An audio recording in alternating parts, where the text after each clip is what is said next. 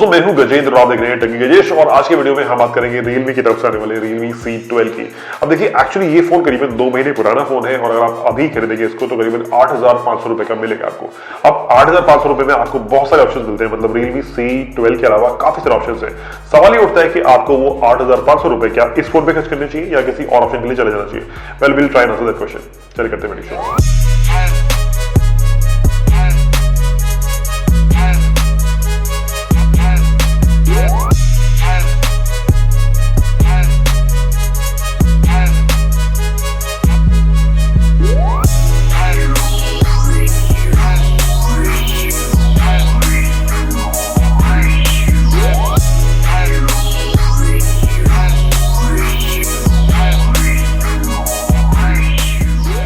दोस्तों आप चैनल पर नए हैं और पहली बार अगर आए तो आपसे रिक्वेस्ट है आप चैनल को सब्सक्राइब करके बेल आइकन जरूर दबाएं ताकि मेरे आने वाले वीडियोस को आप बिल्कुल भी मिस ना करें। अब देखिए हमेशा की तरह हम इस वीडियो को 2 पार्ट में डिवाइड करेंगे। वीडियो के पहले पार्ट में हम बात करेंगे इस फोन के पॉजिटिव पॉइंट्स की, यानी वो चीजें जो बहुत ही बढ़िया है और मुझे यहाँ पे ठीक लगी, और सेकंड पार्ट में हम बात करेंगे इस फोन के नेगेटिव पॉइंट्स की, यानी वो चीजें जो उतनी अच्छी नहीं है और थोड़ी सी डिसअपॉइंटिंग शायद आपको यहाँ पे लग सकती है। And by the end of the video will try and decide कि अगर आपको ये फोन खरीदना है, मतलब खरीदने की प्लानिंग कर रहे हैं तो आपको खरीदना चाहिए या नहीं, और अगर ये नहीं तो इसके अलावा और कौन से ऑप्शन को एक्सप्लोर कर सकते हैं। अब चलिए शुरुआत करते हैं इस फोन के पॉजिटिव पॉइंट्स के साथ में। अब देखिए पहली चीज जो आपको इस फोन में इंप्रेसिव लगेगी और ठीक ठाक लगेगी वो है इस फोन का डिजाइन। अब देखिए एक्चुअली आपको यहाँ पे Realme का जो एक सिग्नेचर डिजाइन है वैसा ही मिलता है डिजाइन, लेकिन यहाँ पे थोड़ा सा बैक में चेंज किया गया है और ये बहुत ज्यादा एग्रेसिव तो नहीं है पर काफी स्टर्डी डिजाइन है। अब ये इसका इन हैंड फील काफी बढ़िया है, हालांकि ये पूरा प्लास्टिक बिल्ड है और यहाँ पर फिंगरप्रिंट्स नहीं आते, स्क्रैचेस भी बहुत जल्दी नहीं होंगे और लकीली आपको यहाँ पे यहाँ पे इसकी टेक्सचर दिया गया है जो ऐसा ये साउंड करता है, तो दिखने में काफी बढ़िया लगता है। हालांकि दिक्कत इसमें ये है कि ये थोड़ा सा बल्की डिजाइन है, मतलब आपको यहाँ पे बैटरी मिलती है 6000 mAh की, हालांकि उस बारे में हम बात करेंगे आगे जाके, लेकिन बैटरी के कारण ये फोन थोड़ा सा बल्की हो गया है तो आपको हल्का सा हैवी लग सकता है, पर उसके अलावा डेफिनेटली फोन का इन हैंड फील काफी बढ़िया है यहाँ पे। अब इसके अलावा इस फोन की डिस्प्ले भी मुझे यहाँ पे काफी बढ़िया लगी। अब देखिए एक्चुअली आपको यहाँ पे 6.5 इंच का HD प्लस का पैनल मिलेगा and this is IPS LCD panel. आपको यहाँ पे ऊपर एक ये ड्रॉप डाउन नॉच मिलती है और यहाँ पे बेजल्स काफी कम है, पर चिन में थोड़ा सा यहाँ पे आपको चिन दिखेगी तो थोड़ा सा मतलब चिन लगेगी, अदरवाइज वैसे काफी बढ़िया है।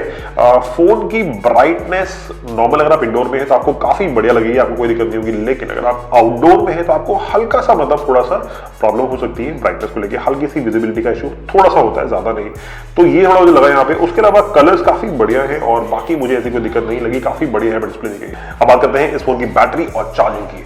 अब देखिए एक्चुअली यहाँ पर इसके बैटरी के डिपार्टमेंट में मेरे मिक्स ओपिनियन, मतलब कुछ चीजें यहाँ पर अच्छी हैं और कुछ चीजें यहाँ पर इतनी अच्छी नहीं है। अब जो पार्ट अच्छा है उसको हम यहाँ कवर करेंगे और जो पार्ट अच्छा नहीं है उसको बेसिकली हम नेगेटिव वाले पार्ट में कवर करेंगे। अब देखिए इस फोन में अच्छा ये है कि आपको यहाँ पे 6000 mAh की एक बड़ी सी बैटरी मिलेगी, इसी के कारण मैंने ये फोन थोड़ा सा बल्कि हो जाता है, लेकिन आपको बैटरी का परफॉर्मेंस यहाँ पे काफी बढ़िया मिलेगा।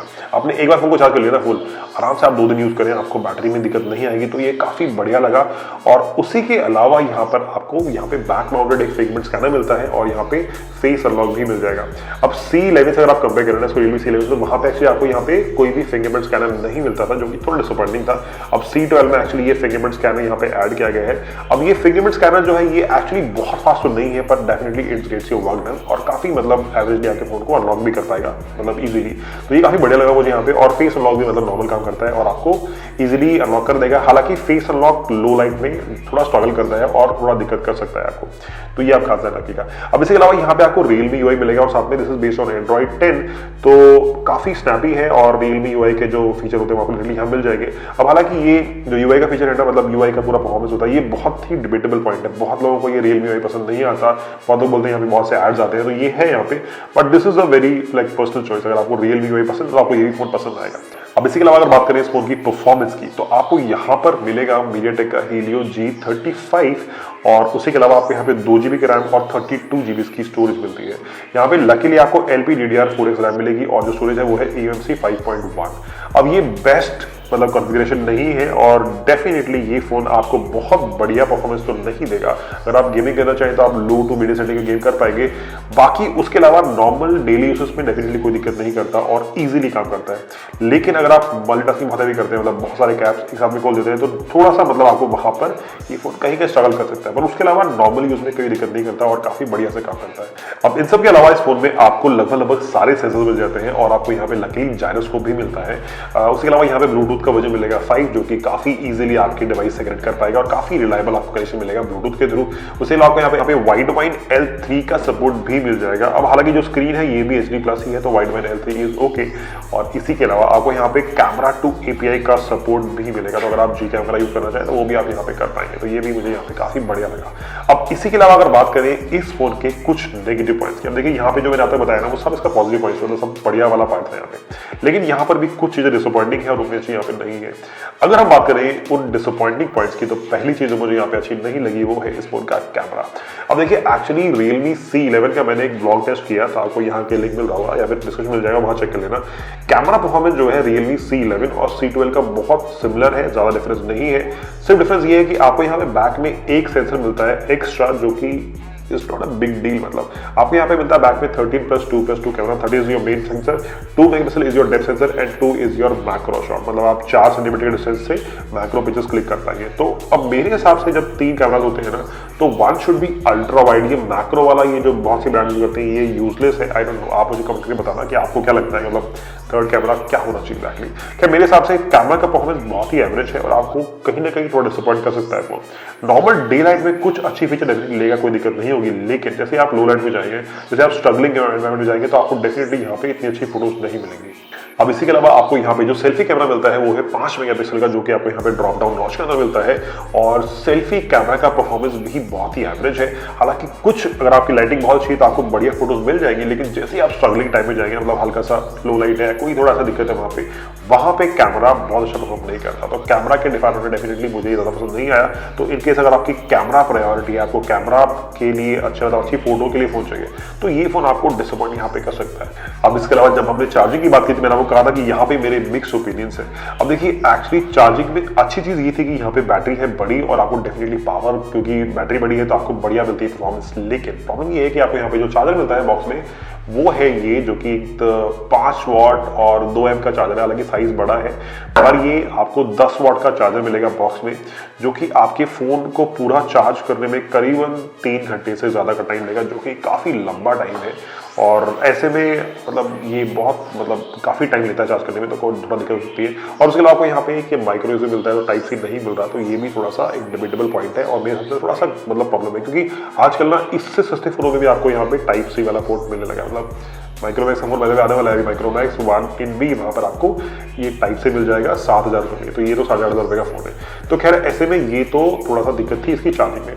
अब इसके अलावा एक और दिक्कत जो मुझे यहाँ पे मेजर लगी, जो कि बहुत लोगों को खास ध्यान रखना चाहिए, वो ये है कि आपको यहाँ पे कोई भी सेकेंडरी माइक्रोफोन नहीं मिलता। जो मेन माइक्रोफोन है वो है यहाँ नीचे की तरफ, और यही है जो आपकी नॉर्मल जब कॉल करते हैं तो आपकी वॉल्यूम को, आपकी वॉइस को पिक करने वाला है। तो क्योंकि यहाँ पे कोई भी सेकेंडरी माइक्रोफोन नहीं है, तो अगर आप मान लीजिए कोई भी क्राउड एरिया में है जहाँ पे हल्का सा शोर बहुत ज्यादा है, मान लीजिए आप कोई रेलवे स्टेशन पे है, मान लीजिए आप कहीं भी कोई किसी जगह में जहाँ बहुत शोर है, वहां पर सामने वाले को आपकी आवाज उतनी क्लियर नहीं जाएगी। तो ये आप खास ध्यान रखिएगा। इनकेस अगर आप मान लीजिए आपका घर किसी ऐसे इलाके में जहाँ पे बहुत शोर होता है, तो ये फोन आपको कॉलिंग के टाइम थोड़ा प्रॉब्लम कर सकता है। तो ये आप खास ध्यान रखिए इनकेस अगर आप ये फोन खरीदने की प्लानिंग कर रहे हैं। अब चलिए इस सब की बात में बात आती है कि क्या आपको ये फोन खरीदना चाहिए। अब देखिए इस फोन की जो कीमत है वो है करीबन 8,500 रुपए, और 8,500 रुपए में आपको बहुत सारे ऑप्शन मिल जाते हैं। मतलब Realme का जो C11 है उसका भी रिव्यू मैं कर चुका हूँ, यहाँ पे लिंक होगा, चेक कर लेना। उसकी कॉस्ट इससे करीबन 1,000 रुपए कम है, वो करीबन 7,500 रुपए का, ये है 8,500 रुपए का। और यहाँ पे डिफरेंस क्या है, आपको यहाँ पे एक मिलता है कैमरा का सेंसर एक्स्ट्रा, जो कि यूजलेस है। उसके अलावा आपको यहाँ पे फिंगरप्रिंट सेंसर मिलता है, जो कि बढ़िया है, और बैटरी 1000 mAh ज्यादा है, लेकिन यहाँ पे भी चार्जर मिलता है, वो नॉर्मल चार्जर है। तो कुल मिला के इसमें जो एक्चुअल 1,000 रुपए का इन्वेस्टमेंट है वो मेरे हिसाब से ज्यादा वर्थ नहीं है। इससे ज्यादा बढ़िया फोन जो है वो है Realme C11, आप उसके लिए जा सकते हैं। और उसके अलावा अगर आपको कोई और फोन चाहिए तो आप Realme के अलावा मतलब माइक्रोमैक्स के ऑप्शन आने वाले हैं, माइक्रोमैक्स इन 1 भी वो ट्राई कर पाएंगे बाय द वे, और उसके अलावा आपको Redmi के ऑप्शन भी मिल जाएंगे। खैर ऐसे में ये थे मेरे ओपिनियंस इस फोन के बारे में। अगर आपकी कोई भी क्वेश्चन है, कोई डाउट्स है, तो मुझे कमेंट करके पूछ सकते हैं। और अगर आपको वीडियो पसंद आया तो वीडियो को लाइक करें, शेयर करें, और चैनल को सब्सक्राइब करना बिल्कुल भी मत भूलिएगा। और ऐसे वीडियो के लिए बने रहें। हम मिलेंगे किसी और वीडियो में, तब तक के लिए थैंक यू सो मच।